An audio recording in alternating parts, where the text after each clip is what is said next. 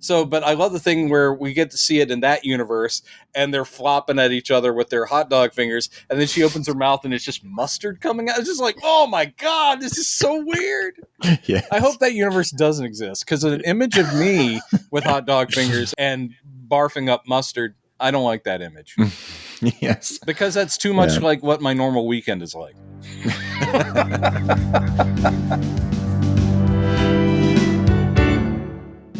Hello, Mr. Jones. Hello, Mr. Smalley. I do like, even though you're reorganizing things, you've really freshened it up. It's just, I like that I'm not looking at the same things. Sorry that I didn't do the same. Same background, buddy. What could I ask you about? What is that? Is that an audio dampening thing you have behind you? Yeah, that was a DI. It's just a big plastic tub that I glued. That was Iron Man that just fell, by the way. Sorry, Tony. Sorry, Tony. And on top, hey, I did that poster for one of our shows. Oh, cool. That's your work? Wait, hold it up again. Yeah, that's me. There's a little bit of a lag. Beautiful. Shepherd's Trail, and look at that. Also Other Worlds, which was another one. Oh, and nice. The reason I had them mirror each other is that they're father and son in the two shows. That's gorgeous. So I kind of did. Thank you. But anyway, I put those on top because I don't want to roll them up. I eventually want to frame them. But this was for podcasting, for recording. Mm-hmm. So I glued the dampening foam in there, and it's worked pretty well. Though Jerry is like, that makes it sound too boxy. He's all like, you're in a thing. Is it? Yeah, did you do that during the pandemic when you were recording at home? Yeah. Okay. And over here is a Gorn. Okay. Pop figure. Just to complete the Funko Pop. Oh, and I like your shirt too. Thank you. As long as we're just, this entire podcast is going to be us going, what you got there? Oh, that's neat. Yeah, I actually bought this at of all places, the North Texas Irish Festival about 6 years ago or 7 years ago. Yeah. I guess I don't quite see the connection, the crossover, but yeah, someone doing some cool fan art. Oh yeah, Die Never. That's pretty cool. It is great. There are actually a huge there's a huge nerd contingent in Irish music scene. Yeah, Celtic music in general. I can kind of see they're it. All into manga and cosplay, and it's crazy. Yeah.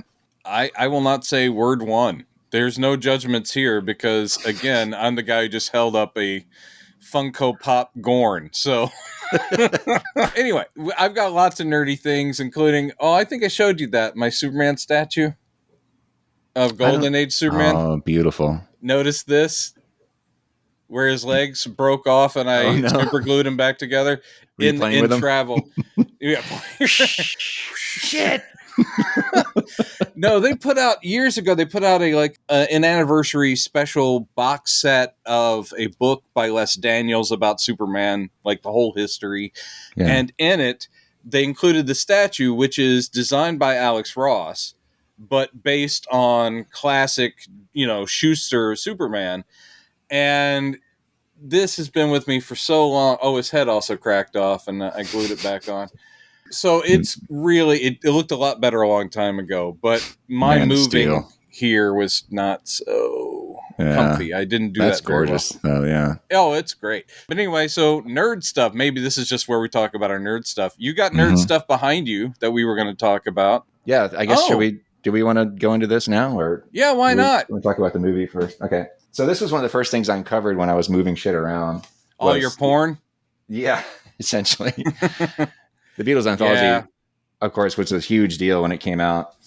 And, obviously I've got this, which disappointingly had all the exact same stuff that's on the VHS. Just on DVD. They didn't add anything else. But this is what I was really happy to find was my recording of the original broadcast, which you can see I was really excited about because I did go scrapbook work on the first edition. I was drawing stupid shit on second one is psychedelic. Yeah, moving in. It's like stuff I was finding in magazines. I didn't do the artwork on the interior for that one. I will say this. Oh, yeah. Third part. Oh, nice. Nice. This one I drew. I'm not sure who that's supposed to be. Me either. But you can tell I was extremely excited about this when it came out. It was a big deal. I was too. I may have recorded it off the TV, but at the same time, I knew that barely 15 minutes would pass before it would be available in a nice box set like that one. Yeah. And I think it came out in that box when I was video buyer for the Virgin Megastore in San Francisco. So I scored that for a sweet discount. I had that exact same box set, and now I'm looking. It says this was 1996. Does that track? I had the DVD anthology, but I think it got sold. Okay. In one of my I need money phases, so I need to replace it because I loved it. But yeah, that is great. I was just as excited. Is yours out of order? Yeah, probably 1, 2, 3, 4, 5, 6. Yeah, 6 comes before 7. It is so annoying. I'm so annoyingly. It's so great that you noticed that. You know, it was just like the word Beatles got cut, and I was like, wait, the Beatles should all be together. The word. Yeah, this is, Klaus Warman worked really hard on this artwork, didn't he? I gotta say, man. I mean, not only is the documentary amazing, but the way all the attention made, including that collage that he did for the unbelievable work. You know what my favorite thing is too, and I remember this being that the first night is them playing ukulele. Is George playing ukulele for the whole thing? I love that too. There was more of that in the when this came out, and the bonus tape. It was the first night, the first part, because it was when it was originally broadcast. Kids, it came out in 3 parts, three 2-hour segments, I think. This is in the before times. Yeah, before the Empire. Yeah, they did it in 3 parts, and it was like Thanksgiving week. It was 3 nights in a row, leading up to Thanksgiving, I think. And the first night they debuted at the end of the episode, they debuted Free as a Bird, the first new Beatles song we'd heard at that point in 20, right? No. How long was it? A million years. It's 26 years, something like that. Oh, stop doing the math in your head. But I still love the video for Free as a Bird. Oh my God. It's so amazing. It's just. And again, say what you will about how well that translated. I know they had horrible source material to work with, as in, like warbly old cassette recording of John doing a demo. Mm-hmm. But, and the technology now I'm sure is even better to where they would be able to clean that up and make it sound good. You could use AI to recreate his voice probably. Absolutely. Yeah. But for what they did, and of course with our buddy Jeff Lynne, he is our buddy, right? He's our friend. I think so. We should get Jeff back in here. Yeah. He did a really great job of producing that. And it isn't like a Beatles song, but it's still them there together as well as it could ever be. Mm-hmm. And Free as a Bird, same thing. It's like, I think Free as a Bird sounds a little better as far as the vocal take they have. I mean, Real Love? I mean, Real Love. Yeah, Real Love. Yeah. But I like Free as a Bird, the song, better. Yeah, that's what Paul McCartney said too, and I kind of agree with him. It's just it's a little bit more of a darker tone to it. Not that the song is dark, but it's just kind of earthy. Yeah, Real Love is great too, and the best thing about Real Love, I think, is George. Both songs really, but George's guitar solo in Real Love. I mean, Real Love, where it changes keys, he goes into this soaring solo. It's so great. Yeah, the chops never leave these people. And it's funny hearing the documentary clips from the making of these songs, hearing that they couldn't get away from the same old squabbles that they had, because Paul admits that he was giving George a hard time about his slide guitar, because George wanted to do slide guitar and Free as a Bird, and Paul's like, I don't know, this doesn't seem like a Beatles thing. Now look, you started doing slide after the Beatles broke up, so and then just like, I can play or I cannot play. You tell me. It does the same thing from Let It Be. Right. Like, you tell me, Paul, what you want. I can just go in the corner and read a book. And you know that George was, at that moment, he was like, oh God, here we go again. Here we go God again. Meanwhile, Ringo's all right. No, Ringo's just drinking tea. when you watch of course, you watched the full Peter Jackson Let It Be. Oh yes. Which Get Back. Just staggering. It's a year old now. Jesus, it's been a whole year already. I would get that on Blu-ray too. But the thing is that it is amazing to me how humanized everybody comes across, because you spend hours with them.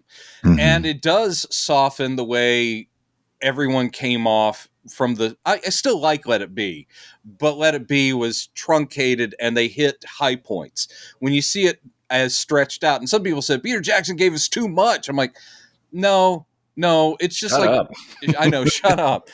But the thing I love about it is it softens all that. You realize Paul's not a villain. You realize that John was not just off in his own. You see them laughing together even when it gets tough. You also see them kind of, all of them ribbing each other. The thing that really, I had a point. The thing that really came home is Ringo, I mean, he's a band member, but he's the guy who's like showing up kind of like whenever, and he's not involved in all those conversations. Ringo is literally just reading comic books and stuff in the corner. He's just kind of like... Yeah, he strategically sits out a lot of those arguments because there's no point in him interjecting. I love there's that one argument. There was an argument that led up to the dramatic moment between, the legendary, I'll play if you want to play. Yeah. Where they're arguing over an arrangement of the song, and John is even sitting it out, and the first thing he says is, "All right, girls," and I love it because you and I both, from being in bands, we know what those arguments are like. Oh yeah, they happen all the time. There's nothing really that remarkable about that argument except that it's so typical of bands. That's the thing, is that I'm as guilty of it as anybody else because I've been a Beatles fan my entire life, but the temptation to, deify these guys, but these guys were just a band, and they were just guys in a band, incredibly talented guys.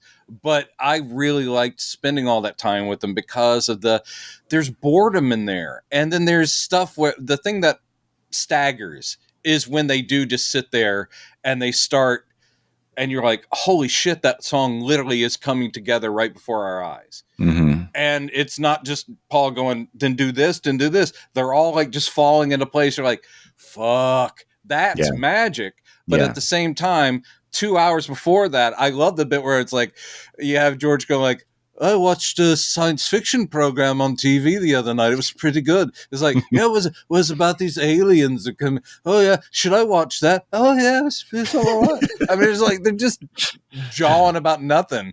It's like, I went down to the shops the other day. There's a pair of shoes I quite liked, and then decided, no, I'm not going to buy those shoes. You're like going, make sure that all of this gets written down. Yeah. People will be studying these words for years to come. Yeah, and I understand, having listened to the Nagra tape bootlegs for many years, because there's almost the entire session of this, or this entire filming. I've never listened to that. There's hours. They said he called it from like 80 hours. I forget how much audio he had to Holy work with. Crap! It's over 50 hours of film and even more audio, and that a lot of that most of it has been bootlegged for decades. So I've heard a lot of this stuff. So he did get a lot of the best bits.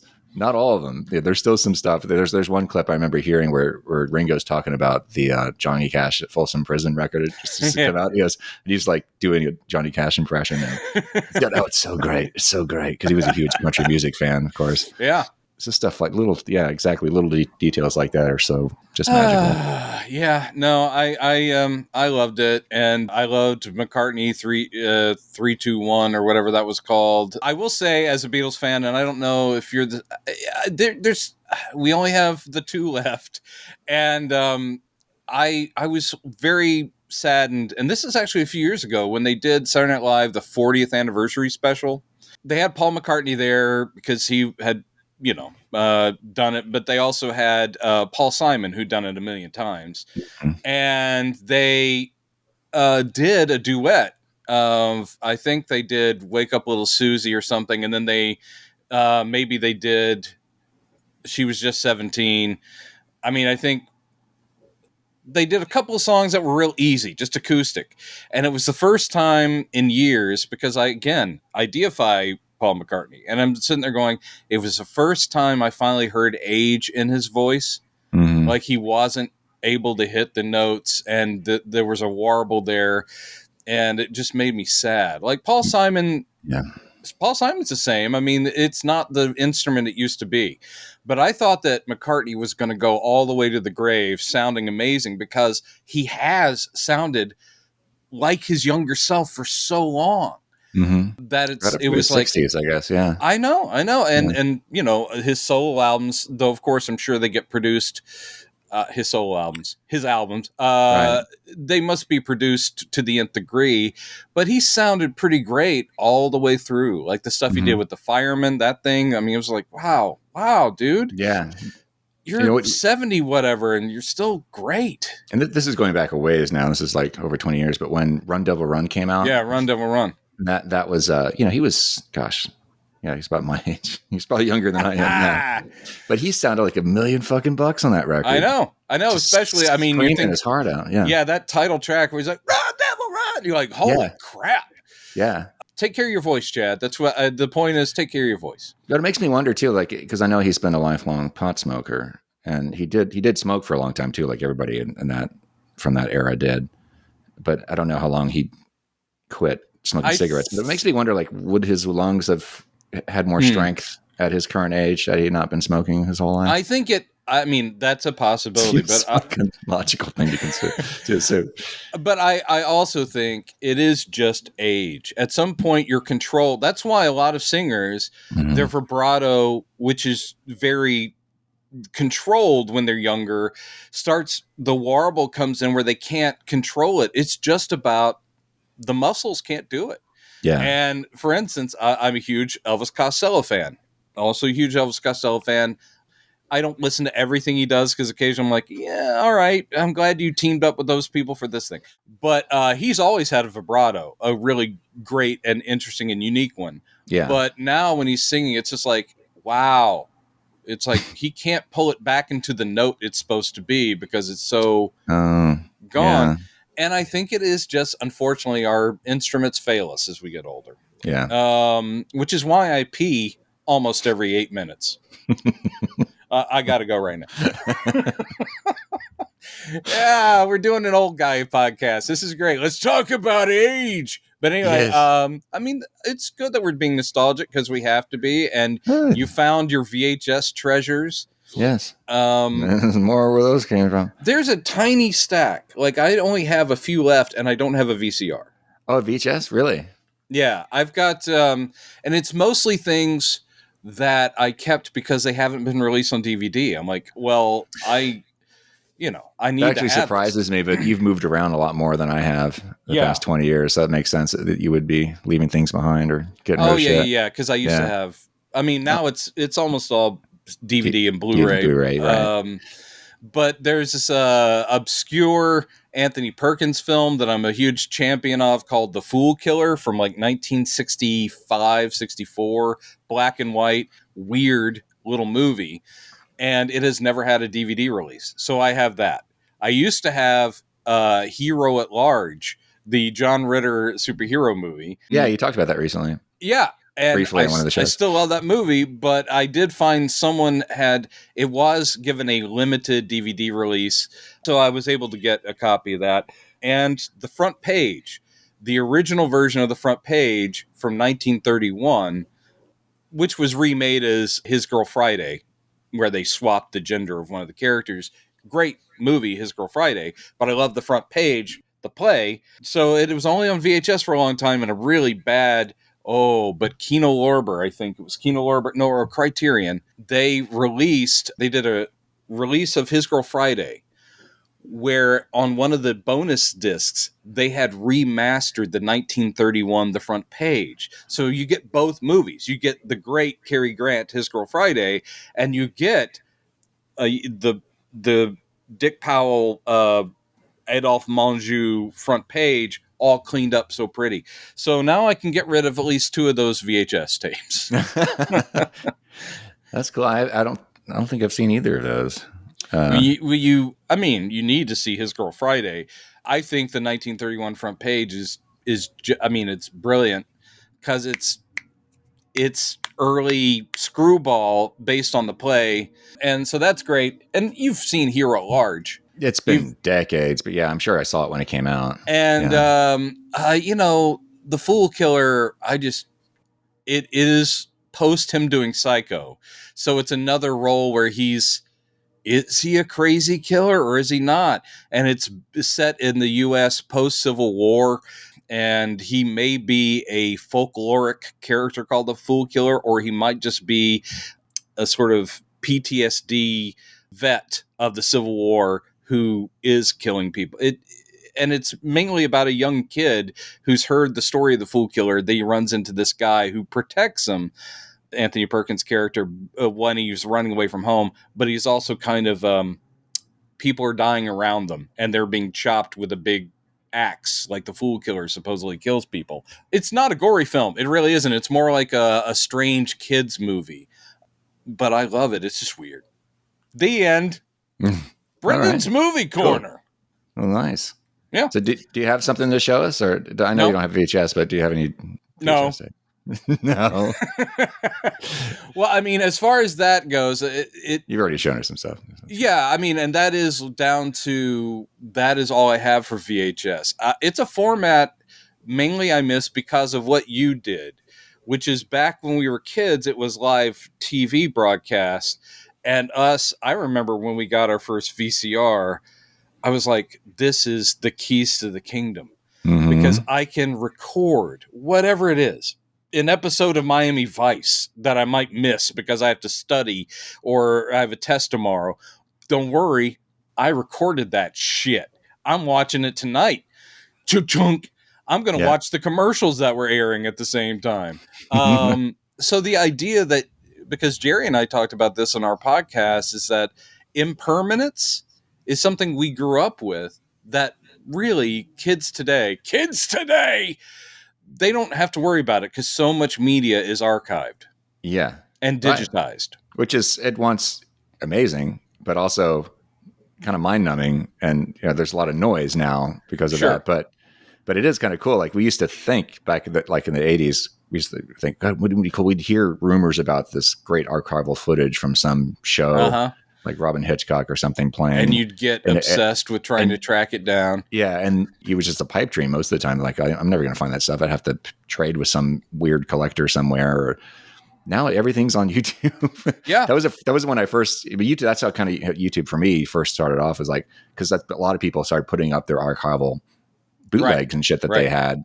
And all of a sudden, there's this huge explosion of material that we just didn't have access to before. And it was amazing. I remember, I mean, for me, it was almost always television shows or movies that I'd heard of that were obscure. Mm-hmm. And then I would be on a quest to find a copy. And I remember all these, this is pre-internet, all these mail order catalogs from places like Something Weird Video or Psychotronic Video. I used to get Psychotronic Video Guide, the magazine too, and it would be ads of people going like, we've got dubs of this obscure Argentinian horror flick, and I'm like, I've heard about it, I must have it, and sending $15 in the mail and then getting it weeks later, watching a terrible rip on VHS, and it's like, God, I can barely make anything out, but at least I've seen it.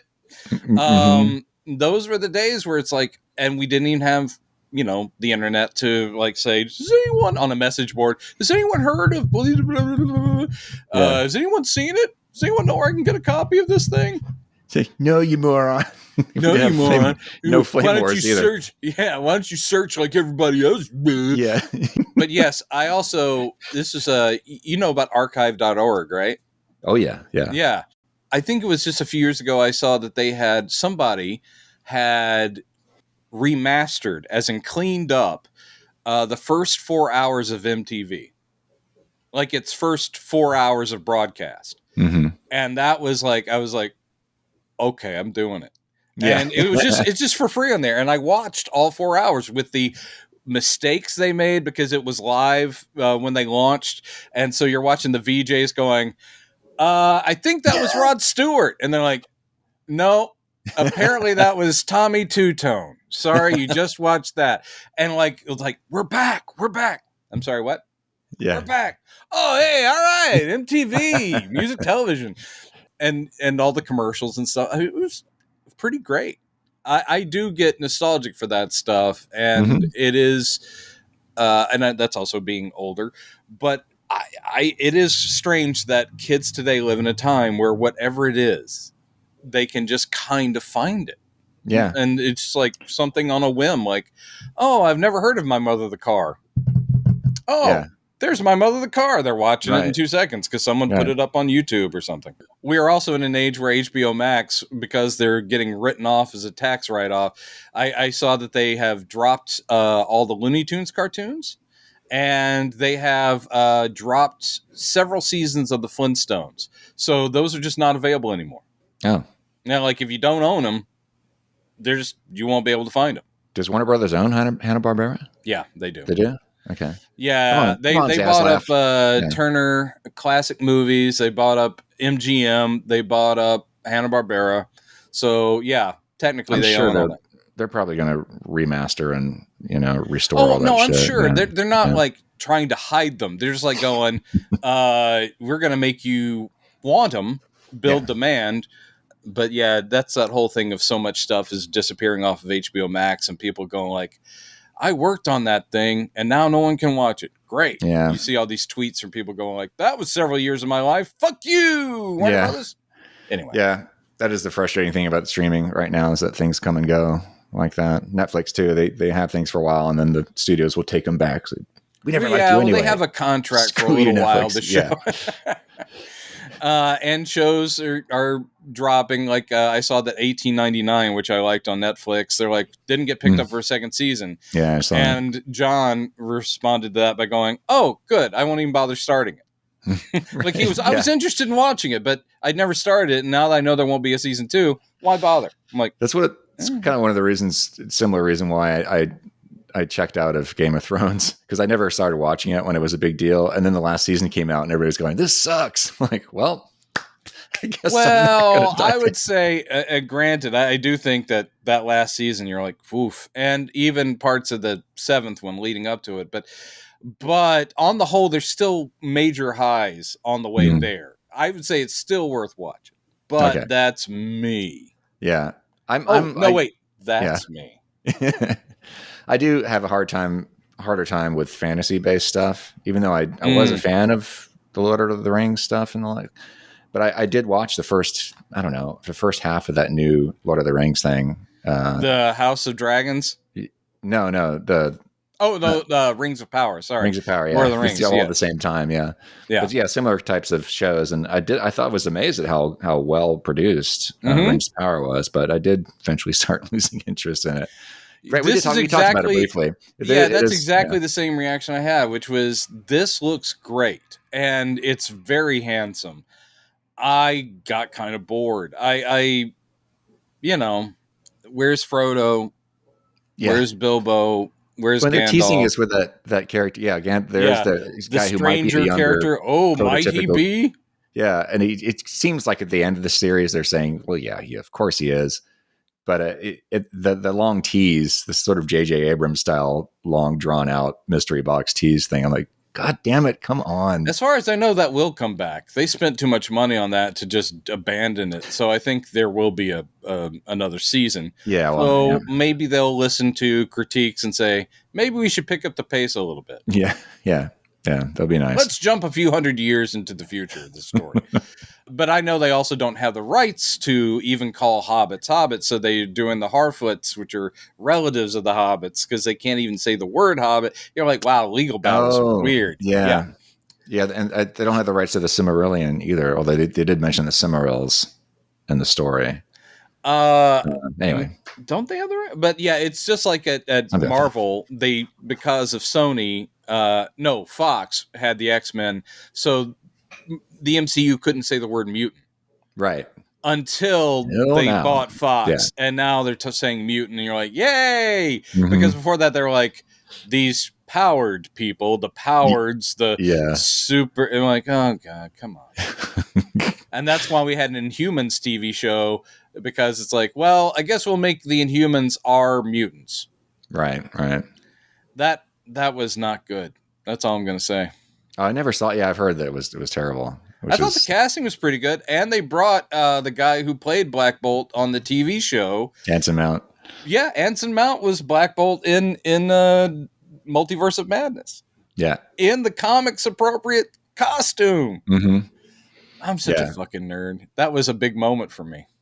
It was a really cool thing what they did in that movie and the Spider-Man No Way Home. The multiversal where they leaned stuff. hard into like multiversal, like going, hey, every version that you like of these characters exists out there.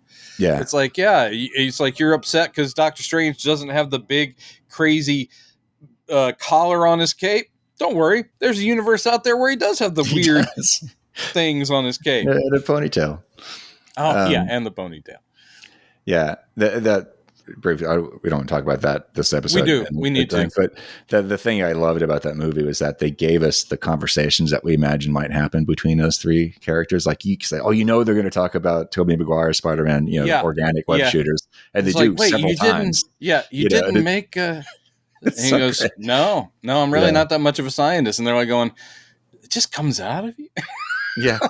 And then it's all like, okay, my Gwen's dead. My Uncle Ben's dead. And he's like, oh, I don't have a Gwen or an Uncle Ben. Mm-hmm. It's like, wow. Yeah. It was such just lovingly written script. It was so great. And the whole thing of all the Petes just getting along instantly, even though they're so completely different. And I like the fact that Tobey Maguire's being like a happily married MJ Pete is like sort of their elder statesman, like, oh, things can work out. It's like, yeah, I'm pretty happy. Yeah. I'm like, oh man, I love that. Yeah, and he almost like he has it's very, very Tobey, obviously, in that his portrayal, but it reminded me of that character arc that he has in Pleasantville. Oh yeah. Where he becomes kind of this wiser character towards the end of it, and you kind of get this. He's like, oh, all right, he just rolls with the punches. It's like I get stabbed all the time. I'm fine. Should we talk about the movie that we were going to talk about? Yes, we should. As long as we're talking about multiverses, that's where my brain went. Absolutely. For the listeners at home, if you're still with us, because today we've really rambled. I hope you're still with us. I finally caught up, and this is my catching up period, I guess, because I've been watching some movies that I missed, like Barbarian, thoroughly enjoyed. So movies from the previous year, I finally saw Everything Everywhere All at Once. Dude. It's incredible. Yeah. Dude. Yeah. I was blown away. It is not just like, okay, probably the best movie of last year. It's one of the best movies I've ever seen, which is a big statement for me. I was, it just hit me in all the right places. It's so original, so inventive, but still with this very clear emotional through line. So it doesn't matter if people have hot dog fingers, you still have an emotional heft to it. I was making a reference to it as, even though I know this is kind of out there, it was like, it reminded me of two things. It reminded me of Brazil, and it reminded me of Scott Pilgrim. And Brazil, it's because both movies are definitely using satire and surreality to tell an actual emotional story. Brazil's happens to be really dark, of course, but it's similar. And Scott Pilgrim doesn't really have like the emotional heft, but it is a thing where visually that was Edgar Wright saying, oh no, every rule can be broken. It doesn't matter because this universe is any rule you want. So it can be just a normal teen rom-com and suddenly people are able to leap 18 feet in the air and then big video game graphics come up. And it's that thing where you're like, oh, well, if you care about the characters, and I do think in Everything Everywhere All at Once, they do a good job of slowly bringing you in, and you're like, okay, I'm just enjoying this family, and oh, things are not so great, and da-da-da, and now they're being audited. And then it just once the note about, put your shoes on the other foot and picture yourself in the janitor's closet, and you're like, oh my God. It was so brilliant. So brilliant.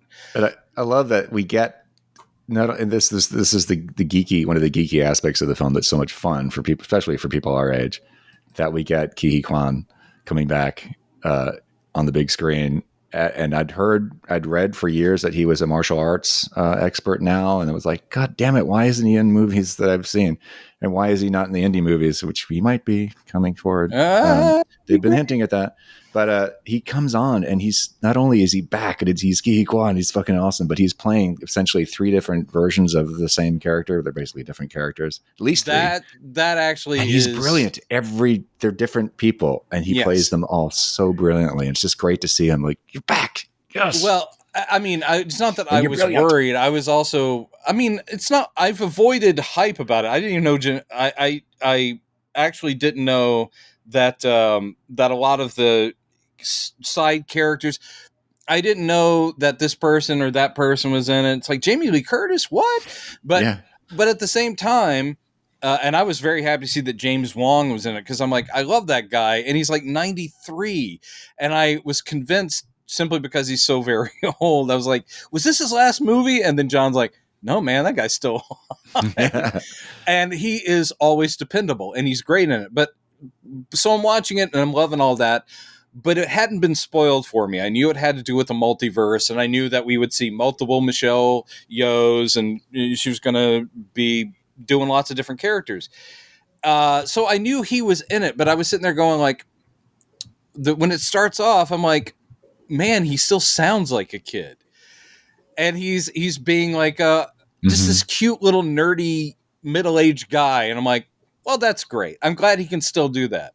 And then once you start seeing him as other characters, where he's like going, listen to me, I'm not the husband you knew. And like, oh man. And then it is each one of them, every one of the characters, every one of the main actors gets to do so many great characters. It's like a showcase for all of them. Yeah. Mainly Michelle Yeoh, who deserves it. Yeah. And I also am reminded of Jackie Brown, even though Pam Grier was much more relegated to obscurity before Quentin Tarantino brought her back and gave her that lead.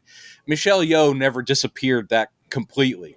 Michelle Yeoh has been steadily. It's just that been around, she hasn't been given something like that. And it's like late career, someone going, you need a showcase because you are amazing, and I need the world to know how amazing you are. So it did remind me of that, where it's like, look, I don't care that you're 50 or whatever. It's like, this is finally going to give you the appreciation you richly deserve. So if Michelle Yeoh wins the Oscar, I think she deserves the hell out of it. Absolutely. Yeah. Oh man. And of course I cried like a little person, in this movie. Like a little person, like a little tiny little person. It's just so well done that you find yourself laughing for a lot of it. And then just like, also, it's dizzying, and you're like, and you're trying to wrap your brain around it. So it's got a puzzle aspect. But once it starts getting to the heart of it, where it's a mother-daughter story, the whole thing with where they're in the universe where they're just rocks. Yes. and then the mother rock is like, and she's like, you shouldn't be able to do that. We're both rocks. She's like, come here. And just, no. It's like, let me hug you. And the two rocks, I'm just like, that's so brilliant. And it becomes this family story. It's like she learns the different way of fighting, as in this loving way, from her husband, and the daughter she's coming to terms with, and the daughter's coming to terms with her mother, and oh god, and the bagel metaphor. It's every aspect of it, writing, directing, the visuals, the acting. That movie blew me away. Me away. And Stephanie Sue, I don't know if you pronounce her last name, who played the daughter. I've liked her in so many things too. So I was, I was a big fan of The Marvelous Mrs. Maisel. R.I.P. It's done now. Great show. And she, for at least the last 2 seasons, kept up with that crazy fast comedy patter. And I was like, I like her. And then it's interesting to see her in that, where she's in her mid-20s as a character, and suddenly in this she's like a teenager. I'm like, oh, you've got that kind of face. You can get away with that for a few more years. It's like, you could probably do a high school movie still. No, it blew me away. And I wish I had seen it in the theater. I mean, that's another thing. It's like, oh crap. Why didn't I see this in the theater? I was thinking about this. We talked about Grant Morrison last week, and you called to my attention his interest in the mystic arts. and is very sorry, I keep making that mistake. Sorry, Grant. They're really strong interest in that stuff. The pronouns should be respected, but you gotta constantly ride that because you're like, wait, what? Oh, yes, sorry. They I know. are it's very talented. Especially for people our age. It's like they is usually refer to somebody when you don't know how many there were or who they are. So it's a little confusing. But Grant talks about using the art of making sigils to create the reality you want. Mm-hmm. There's a few talks about this, and there's one really, really amusing talk he gives where he admits, they admit, God damn it, right at the beginning of his talk that they're pissed, that he's drunk, right? They're drunk. This is really hard trying to split the front pronouns. But I also. But Grant's very enthusiastically talking about this art of creating sigils that they learned from people like Aleister Crowley and sure, But famous it reminded me magicians. It reminds me of what happens in this movie. Is this goofy stuff of them, fighting over a plunger so they can stick it up their butt before the other person does.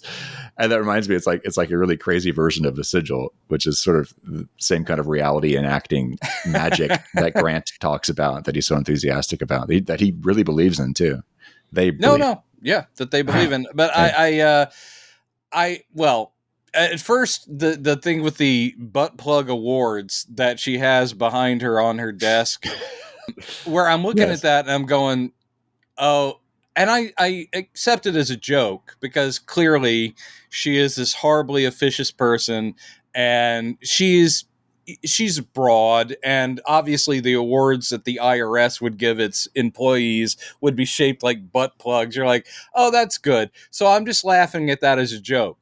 But then later, the idea of all of these nonsensical things you need to do to access various realities, various U's throughout the multiverse. And it's like, I have to lick what? It's like that kind of thing. And then the idea that these guys are serious Alpha Universe commandos, but they're like totally aware of like, it's just the job. And the thing is like, oh, in order to fight her, I must shove that up my. Yes. it just becomes this thing where you're like going, I didn't see it going that way. I saw it as just this visual gag, and now it's actually a plot point in the midst of an insanely choreographed action sequence, this fight scene. And you're like, and the whole, again, brilliantly shot, the one where the guy, he's dropped his pants, and then the camera's just up as he's like, in slow motion coming down towards it. And he's like, yeah. And then he's up. Then he's got his power. And you're like, oh, that is not something I ever thought I would see. But it is part of that absurdity that you're amazed when you're watching that. Mm-hmm. How does this get back to something serious? How do you actually feel? How can you feel when you're watching something that ludicrous? And then you're like, it's just that well done that you can be laughing at something where the guy is fighting with a butt plug sticking out of his ass 1 second, and then you're just weeping the next. It just, I haven't had that experience watching a movie in a long time. Yeah, I want to see it again. Last night, another one that I caught up on last night, I watched Confess Fletch, which appeared and disappeared from the theaters like that. John Hamm playing Fletch. The same Fletch that Chevy Chase played? Yeah, really? based on the novels by Gregory McDonald. Oh, okay. So he's like, Fletch existed before the Chevy Chase movies, and the Chevy Chase movies are now the first one's actually fairly close because they are comedic-ish mysteries with this investigative reporter guy. So my brother used to love the Fletch novels. He had them all, and the Flynn, which is a spin-off series, Flynn novels, Gregory McDonald stuff.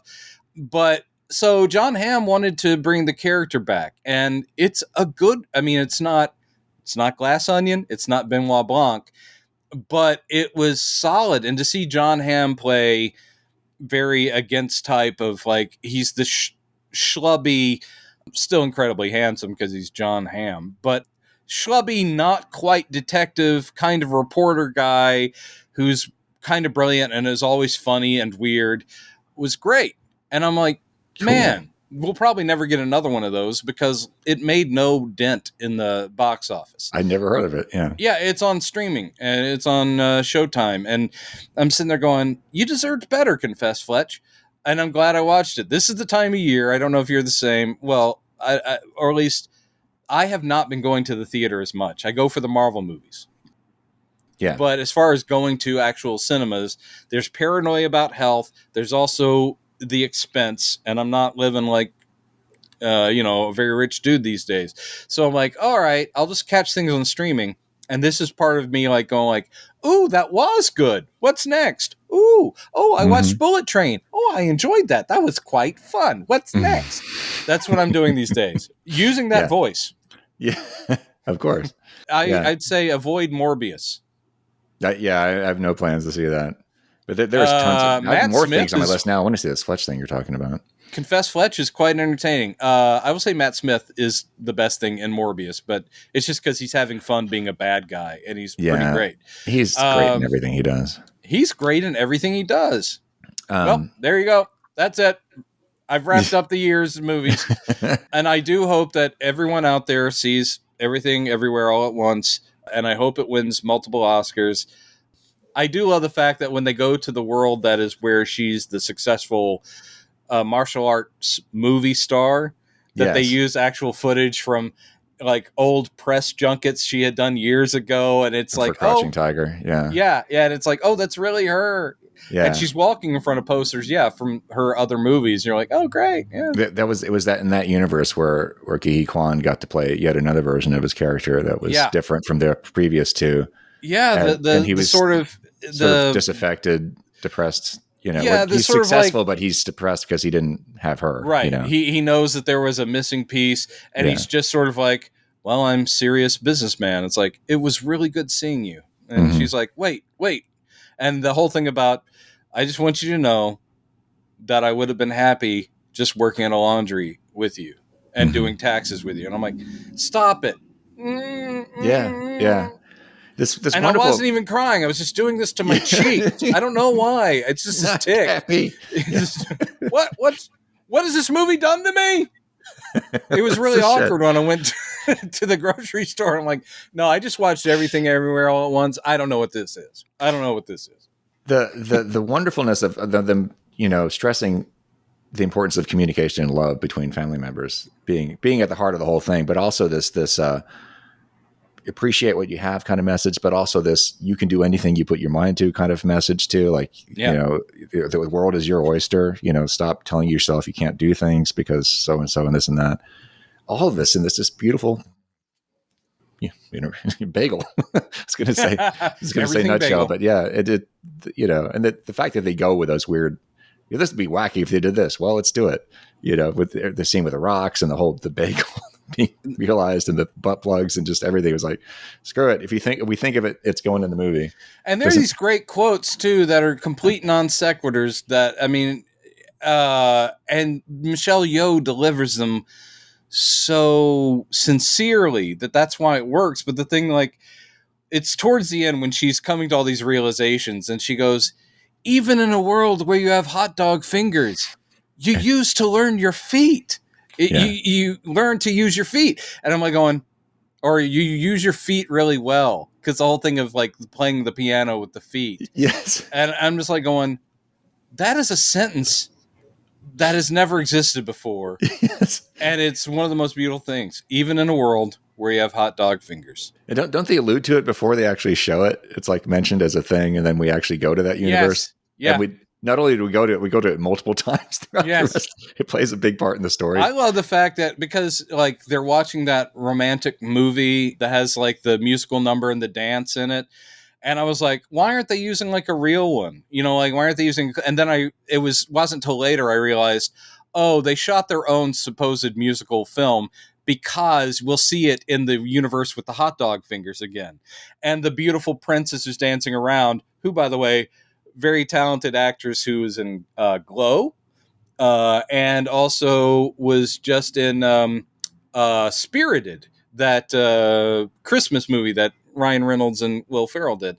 She's very funny. She's very cute, and she can dance. So, but I love the thing where we get to see it in that universe, and they're flopping at each other with their hot dog fingers, and then she opens her mouth and it's just mustard coming out. It's just like, oh my God, this is so weird. Yes. I hope that universe doesn't exist, because an image of me with hot dog fingers in another universe and barfing up mustard, I don't like that image. Yes. Because that's too much like what my normal weekend is like. It makes me think too of that scene in Multiverse of Madness where they briefly pass through all, going through all these universes at once, and there's one that looks like it's all paint. And then they do have Doctor Strange referring back to, did we just go through the universe? Yeah. I love that they actually mention it, Yeah. Well, they also, they go through like an animated cartoon universe, and of course that kind of stuff. I'm just like, yay!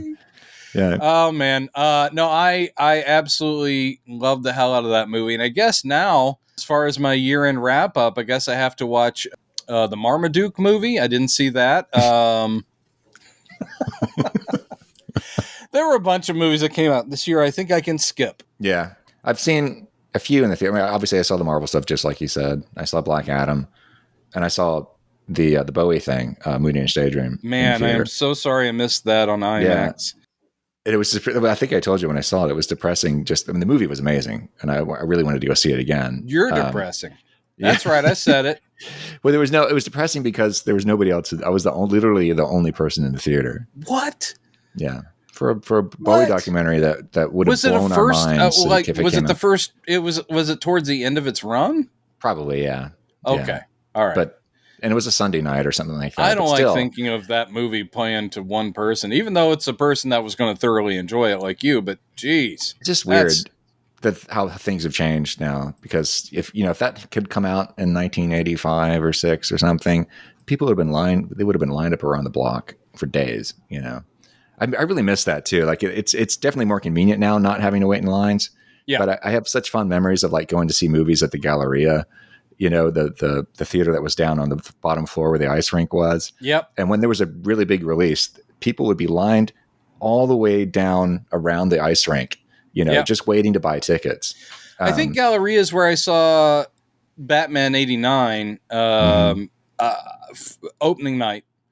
And of course I remember the excitement and huge line, but I remember also judging, maybe not even quietly judging, maybe loudly judging all the idiots in costumes. I mean, here's the thing. I mean, the thing is, I am a nerd, but I've never gone to that level, and I should not judge, I know, but I've never gone to a cosplay level simply because I look at myself, I'm like going, I'm not Superman or Batman. I couldn't even pull out the Joker. So why are these people doing this? Do you think people are going to see this new Avatar movie in blue paint? I'm sure they are.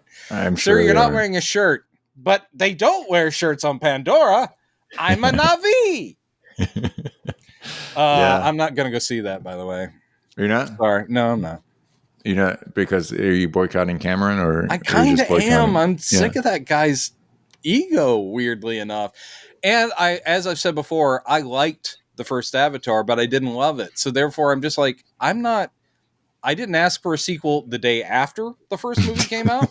And I'm not asking for a sequel 13 years after that movie came out.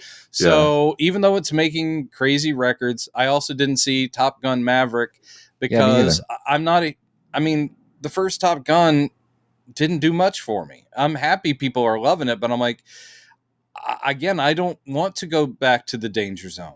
I don't. I made that perfectly clear. I would like to. I'll probably watch it as soon if it's on. I can. Oh, it's streaming right now. Is it? Okay. Yeah. I when I was wandering through and going, I need to watch some of the movies from last year. I saw that it is on. I think Paramount Plus, maybe. Okay. Yeah. One thing I want to see that I have not seen yet. The Fabelmans on Spielberg's. I want to see the Fabelmans. Yes, indeed. I've heard really good things about that. Yeah. I still haven't seen Lightyear. I saw that. I haven't seen Elvis. I saw that. I haven't seen Marcel the Shell with Shoes On. I have not seen that. Why do you hate things that are full of love? Oh, speaking of which, Jenny Slate was great in her little bit in Everything Everywhere All at Once. Who did she play? She was Big Nose Customer, the lady with the dog. She's hilarious and a very good actress, and she's the voice of Marcel the Shell with shoes on. Oh, okay. She sounds, and when she's doing it, she sounds exactly like a little child, like a little boy child. I'm like, that is amazing that a grown woman sounds like that. But I love that bit in the movie where she's using the dog as her weapon. And she's like swirling around like it's a bolo, and then like launching the dog and then going, sorry. Oh man, it was great. Yeah, I've already forgotten a lot of that stuff. Don't forget.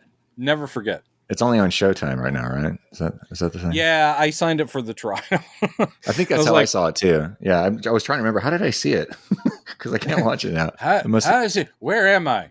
Hello? Yeah, it's kind of hello. Like is it time for lunch? Yes. Who's bringing me my fruit cup? Hello. That was that routine. Who did you get that from? Jeff Walton. Hello. Shout out to Jeff Walton, who I'm still friends with on Facebook and is still a very funny guy. Jeff Walton, formerly of the Judies. Start the show. Yeah. It was like, here you go, Mrs. Reynolds. Or this is your new remote control for your TV.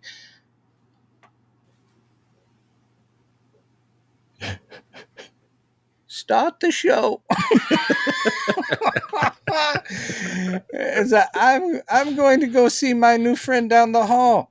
She's dead, ma'am. Oh. He would just do this amazing old lady voice, and those bits used to kill me. Who was the guy? There was another person that you worked with that you did his routine of talking to a plant.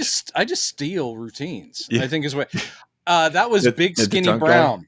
That was okay. Big Skinny Brown. Yeah. Big Skinny Brown, local Houston actor, very funny. And I was the stage manager at Stages Repertory Theater.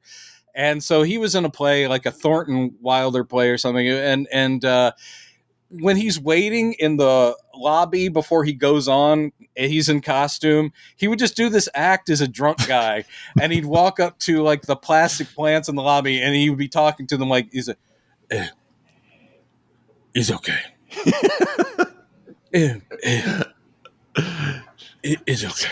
It's okay. And it would just kill me. And he was doing that because he also knew he was trying to make me break. So if I laughed, it's, people inside the theater would hear it. So he's trying to make me laugh. And I was like, you're not going to get me. Because before I was but it's okay. Just having a very serious conversation with a plant. Oh man, that killed me. That routine, it's only relayed to me from you, having seen him do it. It stuck with me all these years. I find myself saying that to myself a lot. My brother will do bits that, because of course my brother knew so many stand-up comics in LA, and I got to know several of them, but they all absorb each other's senses of humor. And Robin will do somebody's bit, and I will not have heard that person do it, but I hear Robin do it, and then it's like, good Lord, and I'm just dying. But my admiration is through my brother interpreting it. Yeah. That's what happens. But I'm glad that Big Skinny Brown's drunk guy has stayed with you all these years, and that Jeff Walton's old lady has stayed with you all these years. And I am doing the right thing. Always credit. Always credit. That's right. If it's a me joke, I will probably own it, but I, have heard so many great bits from other people. Yeah. I do a Chad bit that still kills. Something that you used to do, and I do it still to this day, is me going, can I get some more coffee? Fucking love that bit. Oh my God. I do that at diners, and it always gets a big laugh. And then I go, that was Chad. Chad was always the guy who asked for more coffee. I got excited there for a second. No, I know. I actually usually, because I'm on a lot around my friends, or it just that I do have people come up to me years later and say, remember that thing with the I mean, Jerry still goes, I still remember when you, and I was like, I have no idea what you're talking about, man. I have a huge catalog of moments from the early 90s with the three of us hanging out. So this one, the thing, like, because we were hanging out pretty much several times a week. We were all like 22, 23 years old. We had nothing to do. And there was an all-night diner that we went to all the time. That everybody went to, yeah. Yeah. So I would come pick you up, and this got to be such a routine that we wouldn't even say hi to each other when you get in the car, and you would have you would have some one-liner you'd say instead. That was your way of saying hi. And for a long time, you get in the car and you wouldn't say anything. You just go, no. And I'd nod at you and we'd drive off. Fart humor, universal. Yeah. But then it evolved over time to eventually it became nope. It's just, I'm only laughing because that's such a stupid 20-year-old guy thing to do. Well, it's really like a lot of the humor that you and I did, just even now, was because I knew if we had known each other like in the 8th or 9th grade, we would have been best friends. Yeah. And that's exactly the kind of jokes we would have been doing. Yeah. In 8th grade. And sadly, these are the kinds of jokes we'll probably be doing at each other's wakes. Whoever goes first, you'll be up there like, I still remember Brendan doing, oh. And then everyone goes, yeah, that sounds like Brendan. Yeah. I'm going to miss that guy. On that note, I think that's a good place to wrap this one up. Yeah, I will say this, listeners, this was a change up. We didn't talk about James Gunn once. I did show off a Superman statue, but there was very little talk about the Man of Steel. You're going to get stuff from me and Chad that's just like this. Yeah. And I bet this gets the fewest views of any of our episodes. Right. This is where they talk about Beatles, VHS tapes, and farts. Oh, and a really excellent movie from 2022. But yeah, I don't care who listens. This is the reason we do it. I get to talk to you, buddy. It's always fun. Likewise, so screw you, listeners. Ha ha! I didn't mean that. I have love. 2023, Happy New Year. Yes.